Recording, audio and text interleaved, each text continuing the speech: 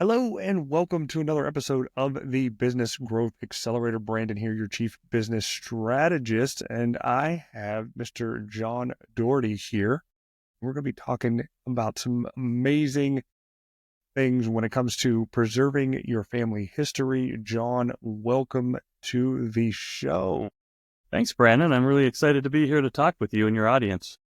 Absolutely. Thanks for taking the time. How has your week been? Been busy, been real busy, kicking off the year, trying to build my library of content so I can be pushing it out to my audiences on my social networks. And so I'm really trying to get all that locked down for the year so I can focus on the business then. Very nice. Very nice. Yeah. So let's go ahead and kick things off with that. I mean, I did a little bit of sleuthing, figured out, who you are, what you did. The business that you own is called the Family Album Company. It's very unique in what it's doing now as far as digitizing the past. Talk to me about that and, tell me how you started it and what put you on that path. Well, I do a lot of speaking engagements right now. So, and I start my story by telling the story of when my mom passed away in 1999. And my kids were 7, 5, and 2. And my dad reached down and took my son's hand. I'm the youngest of 7, big Irish, Southside Irish family in Chicago. And my son is the last of 19 grandchildren. And he took his hand in his and said, "Matt, she was an amazing woman. I wish you would have known her." And it hit me that my kids were so young, they weren't really going to have memories of grandma. So I wanted to figure out a way to make it so that they would know who their grandmother was. She was an Irish immigrant and had a great story. So I kind of set off on a quest to gather as much video and photos as I could and digitize it so that it would never fade away like a lot of our videos and photos are now, because they do degrade over time. And about 10 years later, I got into this business and I plugged in that old drive that I put everything on, and it literally went up in smoke. Man. It was basically a solid state record player with a metal needle that just scratched the disc. And so I had to start all over. So I did, and I decided to build what's called a living digital archive. So I capture through digitization all the old photos and memories. And then I add to it our current memories. I just became a grandfather this past summer to 2 great, amazing kids. And I can't wait for their archives to grow with ours. So it's going to live on through the future. And that's what I was in this business at an agency doing really big jobs for museums and like the Wrigley family here in Chicago, the chewing gum company. I built their family archive and the Billy Graham Association. So I did a lot of cool work and I wanted to bring that to consumers. So I set off and started my own company 2 years ago. And right now we're cranking along and saving as many memories as we can every day. And we treat the stuff as if it were our own. We're not shipping it anywhere. And we just have a lot of fun doing it. And we make a lot of people really happy. And it's just a great business to be in, and we love doing what we do here. Nice. And so when was that key moment that you knew that this idea could be a real business and not just a side project? When I first started talking to people about my idea about doing it, and everyone said, "Oh my God, this needs to be done. I have so much stuff to give you, so much stuff." Everyone's telling me they have all this stuff to give me. So we started, trying to price it out is the start of the business, trying to figure out, well, what do I charge and how much do I charge for organization? Because a lot of the projects I get are just bins and boxes full of people's pictures, photos still in frames that were hanging on walls, videos unmarked, no labeling at all. So building those archives was really the biggest challenge, but I know there was a big need for it. And once I talk to people, they realize that they need to get it done and they need to get it done right now. It's the business is growing. I'm getting out and I decided to go into speaking, and I speak all the time to small groups because I felt, how am I going to reach audiences? Building a social network, like you have, takes time. I'm not necessarily really good at it yet. I don't have people working for me to do that. So I'm going to go speak to groups. So I speak to anywhere from 5 to 50 people at a time, and I take them on what's called my speech is 30 minutes, and I take them on a good old fashioned family road trip, and I visit 3 of my clients, and I tell the stories of my clients and how I help. Nice, nice. And so, when it came to actually choosing the niche for family as opposed to, doing more corporate work, I mean, how did you decide to do that over the corporate side? So the corporate side was difficult. The sales cycle is so long, and I just didn't want to be waiting around waiting for jobs to come out. I wanted to get at it. When you're dealing with museums and libraries or nonprofits, there's boards involved, there's allocation of dollars, there's, oh, well, another project came up. And it was really frustrating to me too. And plus I was doing it during COVID. No one had a phone number you could call to an office. So, and having experienced what I went through, I didn't want individuals to go through, not knowing how to do it right. And so that's why, I did some market research by asking people if they would be interested in having this done. And everyone has VHS tapes. Everyone has photos. Everyone has photo albums. So I decided to tap that market. There you go. Now, I'm sure this is a pretty competitive market. The digital world, I would say, kicked off in the year 2000, right? I mean, that's when CDs started becoming more popular over tapes and DVDs over the VHS. How have you positioned your company to be different from its competitors? It's really a fragmented market. I kind of think of it as when Blockbuster started. There were all those mom and pop video stores everywhere.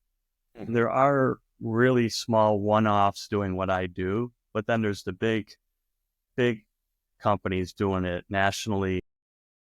But you have to ship your stuff. You have to put it in a truck and send it somewhere in the mail or FedEx, whatever. You're still putting it on a truck. And I know those big companies, and I don't agree. They ship them all to these warehouses, and they have people doing the work that are making $8-10 an hour, and they don't take the care that we take here at the Family Album Company and treat the materials as if they were our own. And so that's how I'm positioning myself. In Chicagoland, I pick up and deliver. I actually have gone as far as Indianapolis, St. Louis, and Milwaukee to pick up, and it's all built into my pricing. I don't charge extra for that. And if, someone's in Ohio wants to do it, maybe I meet them halfway. People are always willing to meet me halfway if they want to, because they know what my mission is. I want to make it as easy as possible for people to get this done. Nice, nice, nice. So you've been doing this for 2 years now. What has been the most effective marketing strategy so far? Is it social, SEO, partnerships? I know you mentioned you're getting into the speaking there, or is it something else? Right now it's the speaking. Okay. I'm rebuilding my website with, and it's going to have kind of all the bells and whistles of SEO. My first run at my website, which is up now, was my first crack at it. And I think it could have been a lot better if I found the right people to do it. And I think I have found the right people now to do it. So I hope that will start bringing in more business for me. I'm really going to go the route of speaking, because I can just get in front of so many people at the same time. And then I offer special, if you're in the audience, you get a special deal, an offering that I come with. And I also have a do-it-yourself. If you want to DIY the project, I have 6 steps on how to get started and do the job too. So that's how I'm marketing it. Speaking seems to be the best way for me. Like I mentioned earlier, I'm not good at the social media stuff yet, but it's coming, but it's also very time consuming. So. All right. Totally understand that. And so because you're doing the one-to-many selling, and for those listening, if you listen to me on Wednesday nights on my other show, Pitch Practice, we talk about one-to-many selling all the time.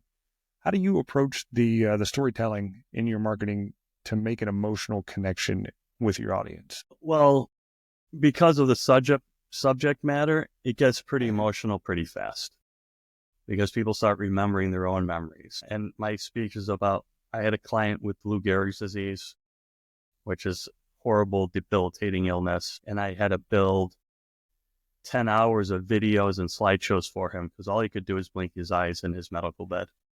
Yeah. And then I tell a story of a couple who downsized from, their big 4 or 5 bedroom home into a ranch. And they had 182 VHS tapes in 5 plastic bins. And everyone has VHS tapes of their kids. Their children were all performers on stage, so they videotaped every single performance. And then I did it right before Christmas. So I put red ribbons on the thumb drives, and I told my client to hang them on the trees, and she told the kids to go find your gifts on the tree instead of under the tree. So each child got a thumb drive. And then another client was, his father was a bombardier in World War II over Japan and came back. And it's a great story of love and the start of a family, because while he was away on the GI Bill in central Illinois, his girlfriend was in Chicago at the time, and he wrote her every single day they were apart. And she saved every single one of the letters. Once in a while, he'd write her 2 times, sometimes 3 times a day. And he wrote little notes on the envelopes, and all that was digitized, like over 3,000 pages. So it doesn't take long for people to start thinking about their love story, how their family started, or their kids' videos and their performances. Unfortunately, when people are ill and they're struggling, they can rely on their families and their memories of, probably their most special moments of their lives with the most special people in their life. And it brings comfort, and it's used in hospitals and facilities for memory care. It's part of their therapy is to look at photographs. So that's how I really connect with my clients really fast, because everyone has a story to tell. Everyone has a history.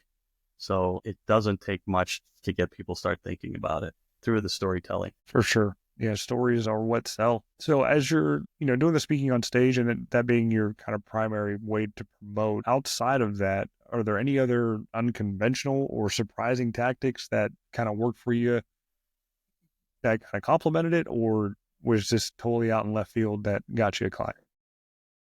No, well, what I'm amazed at when I started networking and joining the groups around the northwest suburbs here in Chicago are all the people, fellow business owners who have their own charities and nonprofits. And I don't understand how they do it with all their time. And so I started contributing, donating services, or one group called Lost Souls. They deal with Alzheimer's patients. They had a night at, I don't even know, it's not even AAA baseball, but it's a local baseball club. And so, I was sponsored a table there. We put a commercial up on the Jumbotron, and that was really special. So I'm trying to do these charitable events, and that really gets people excited. And anytime I can help any of those, my fellow small business owners with their charities, I try to do that. And that's really been really good marketing for me. Yeah, give. That's 100% my motto as well, because I feel, the more that you give out to the universe, the more it's just going to come back. Sure. Yeah. That's What is absolutely awesome that you're doing that. The Go-Giver, I believe, is the book, or it's called. Yep. Someone told me about. Yep. Oh. The Go-Giver is one. And then I think I don't know if it was in the 10X rule or another one of Cardone's sales books, but I just remember that. Mm-hmm. It was one of the first paragraphs on the first page when it came to the selling tactics, just give. So Right. either give all the information up front, give everything away for free, to just something to get them in and get them to like you. Right. All right. Getting down to the nitty gritty then, when it comes to, leads and sales, because that is the lifeblood of any business, regardless of the type of business that you have. No leads, no sales, no money, no business. Right. So what has been the biggest challenge then, when it comes to getting customers to actually buy your service? When people reach out to me, they've pretty much already decided that they're going to do something, and they realize that the problem, and then I help them with the solution that I will make it as easy as possible on you to get this job done. I will come pick it up. I will bring it back to you. You don't have to really do a whole lot. People say to me, well, I got to get all my stuff together. And I tell them, no, you don't have to. my team will go through your stuff. We are trained to how to really build an archive. So you don't have to do a whole lot. But I got to get people to talk to me. So part of when I'm speaking, I have these forms people fill out if they're interested in the DIY paper I have for them or a consultation with me, and they fill it out. Part of the problem is I know people use QR codes now a lot, but Mhm. I've talked to a lot of speakers and doesn't get as well received as you would think. People shoot the QR code, but then they don't follow up on it and fill out the form that it links you to. So I do it pen and pencil. Before I speak, I put these flyers, if you will, for people can fill out this information by hand. The problem is people's handwriting is so atrocious. I'm finding I get these papers and I can't read it. And then I try sending an email and it kicks back because it doesn't exist. And so then I basically end up just calling them because at least I can make out the numbers of them. But that's kind of a challenge is how do I collect those emails at events in a really easy way, but yet I can read them. So I'm trying a couple different tactics. I think I might do both, have a QR code that they can shoot and also have the paper. And maybe that combination will help bring people into my funnel. Yeah, I mean the back of the room sale is a huge sale. If they're up out of their seat and move into the back in between the speakers, that could be a good way for you to speak with them one-on-one, or at least have a team back there to answer any additional questions and have your team fill it out if they have better penmanship. Right. Yeah, that's a good idea. That's awesome. I'll make a note of that one. I'm also writing a children's book, and I'm hoping to have that. It's a story about a spring break we went on as a family to the Caribbean, and it's a really fun story. And I hope to have that at a table, also like the back table, draw people's attention back there, sell it for some small amount. But the key is to get them back there and filling out the form or having my staff fill out the form for them so I can get them in my funnel. Mm-hmm. Mm-hmm. So, you've helped probably dozens upon dozens of people over the past couple of years with your service. Are you actively asking them for reviews, or are they willingly just giving them to you? I am now, I'm getting better at it, actively asking. So on my invoice, I have the instructions on how to do a Google review. My target audience is 55 and older and not so good with technology, shall I say, at this point. So I try making it as easy as possible. Now I have a QR code I'm putting on the bottom of my invoices so I can just go there. It'll take them right to a Google review form. In the beginning, they were just saying great things. I mean, people give me like tips and like, well, this is my price. You don't have to give me. I say, no, this is just a gift for you. I really like this is awesome. So that's got me off guard. But now I know that, okay, that's great. But how about a Google review? That could really leverage whatever the tip amount is. The Google review will be tenfold. So how has the reviews then enhanced the overall word of mouth marketing? Well, there's like 4 or 5 Google reviews online. I don't hear people who find me, they say you guys are great reviews and they don't care how many they were. They just want to have something there. And I think that has lent some credibility, but I keep trying to add more and more to it because I guess as I understand it, the more reviews you have, the more closer to 5-star or 5-star reviews moves you up the search engine. So I'm really trying hard to do that now. I was lacking in that, I would say, the first year of business. It's just these jobs are emotional for me too. So as I deliver them, I was like, hey, here you go. This is great. Let me show you. And I didn't follow up with the review part. So, it's a small business growth type of thing that I'm learning. I learn every day more about SEO and what I need to get done and doing like putting videos on my website, maybe starting a YouTube channel. I guess that just brings, some gravitas to your work that I'm learning. Yeah, it is a lot. There's a lot of different levers that need to be pulled in a business at any given time, but it's like eating an elephant. You just one bite at a time. It'll eventually all get there and be succinct. So don't beat yourself up in the sense that I got to do everything right now. No, just do what's working, and then bring in the staff to help assist with the other levers to get those pulled down. So, again, going in 2 years here, you got the proof of concept, and what did you do to actually start scaling the business, and what kind of roadblocks did you hit along the way? Well, I would say I'm right in the middle of trying to scale it right now. Okay. My biggest roadblock is time. Like everyone else, there's only so many hours in the day, and the prioritizing what needs to get done. I was a big fan of The One Thing. I don't know if you heard of that book. It's the one thing. What's the one thing that's going to make everything else work for you? There's also the Eisenhower matrix, trying to prioritize jobs and what's important and what's not to do. That's the biggest thing. And right now I'm at that point where, do I bring on more of a staff, bring on full-time employees, stay with the way I am?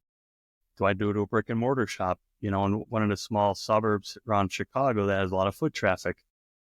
It's that next leap of, do I have enough data that shows that my monthly, I'm meeting X amount of people, that's going to lead me this many leads, that's going to give me this many conversions. Is that consistent enough every month that gives me the confidence to say, yes, we can scale this now? And I'm right on that cusp right now. And I'm wrestling with that decision every day right now. I'm just trying to figure out, doing different scenarios, trying to model some different situations out. And that, when you say, how would I do scaling? That I'm in it right now. I'm trying to figure it out. But it's, I have some great advisors, some great financial advisors. I have some great people who are shepherding me through the maze of getting more speaking gigs, which will drive more business. And I have a plan for growth nationally, but it's just building out those models. And I hope by the end of the year to start building my network nationwide. Yeah. So that's where I'm at. I'm right in the middle of it right now. I like to see how the bread is made, so to speak. Right now, I'm full of all the, what do you put down when you're doing, making a pizza? What's the white stuff you put down? The dough. Flour. I feel like I'm just covered in flour you're just throwing flour everywhere. Gotcha. Yeah.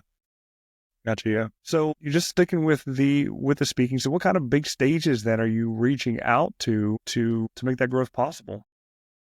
Well, right now I'm compiling a list of any of the family orientated conferences. There's a lot of family medical conferences for people struggling with different ailments and stuff. And I don't know if that's the right market yet. Genealogy associations. I'm trying to kind of work my way into the ancestry.com world, because everyone is so really interested in genealogy now. And I don't think people realize what they have. They all want to go online and follow these roots and things. I find stuff going back to the 1800s in people's boxes. And, you really don't have to do a lot of searching online.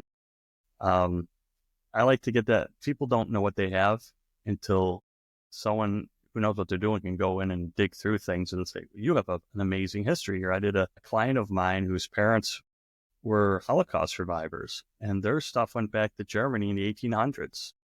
And, once the turn of century in 1900s happened, it was an amazing history of the 20th century, the world history, in their little family archive. So the genealogy and ancestry world is one I'm really going to start tapping a lot. Yeah, it makes sense to get all those archives digitized as quickly as possible before they start to deteriorate. I have an ancestry account as well, and I've been able to link up with other people, the other branches of my extended family that have done, Mm-hmm. The additional research and actually found the documents and put them up there, which is super neat. That is. And it's a great way to crowdsource the information. And I do what I can to put my, my stuff in there and as accurately as possible too. But yeah, it's a great mission to go on. But if you had to do it all over again, start back from day one, what would you do differently in terms of, getting started and actually promoting your business? I think right out of the gate, I would have had more of a social media plan and a much better website built, with the idea that the website could convert customers for me. And that's what I'm doing right now. But I think that was the biggest one. I kind of viewed the website as just something to give me some credibility out there that, yeah, I have a website. But it wasn't really functional, give a lot of examples of my work. I think that was the first thing. And then the second thing would have been developing a much better sales funnel and be more disciplined in each stage of that funnel and keeping those metrics so I could go back and see where I needed, which stage of the funnel needed more work. Was it, am I not getting enough clients? Am I getting them, but then I'm not converting them? Am I not closing them? And I do that now, but in the beginning, it was kind of, seat of my pants, just going out there because I had a lot of business coming in just from word of mouth. Because like I said, everyone has VHS tapes. I'm in my mid 50s. And so my kids, I got married in 90, my kids started to come along, and that was like the height of the camcorder right there. We were going into the digital tapes and then obviously digital camcorders, but that was like the heyday. Everyone had camcorders at all the games, all the plays, everything.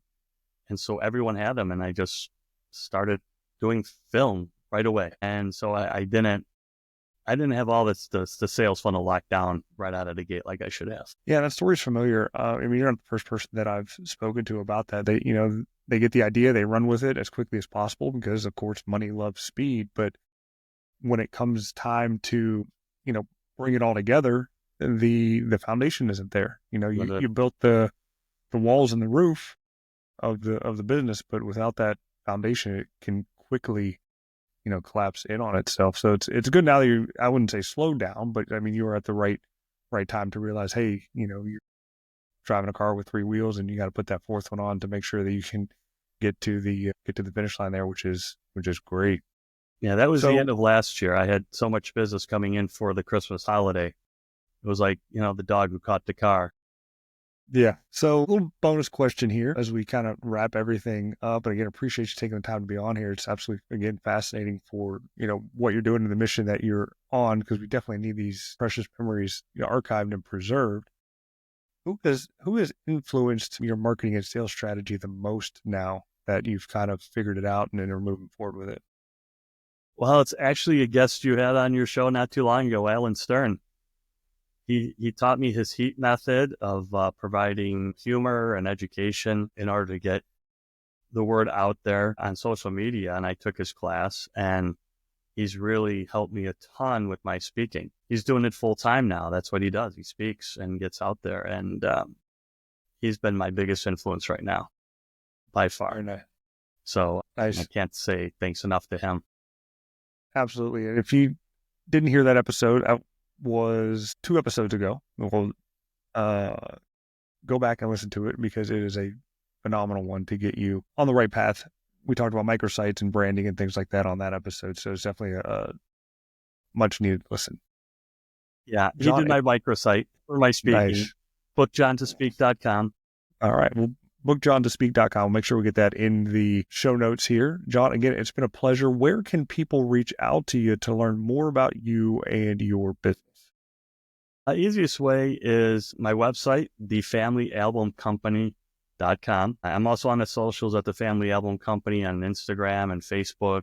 LinkedIn, it's under my name, John Doherty. But the website will have some samples, and in about a month, the new site will be up and running. It's great. But right now, you can go on there. If you want to get a hold of me, there's a form on there to fill out, and I'll respond to you in less than 24 hours. And the first step is just having a conversation about what you have, what your goals are, and we go from there and see how we can help. Well, there you have it. All of that information, again, will be noted in the show notes, so be sure to check that out. If you liked what you heard here today, leave me a like, leave me a comment. Let me know what you liked, what you didn't like, and what you'd love to hear about on the next episode.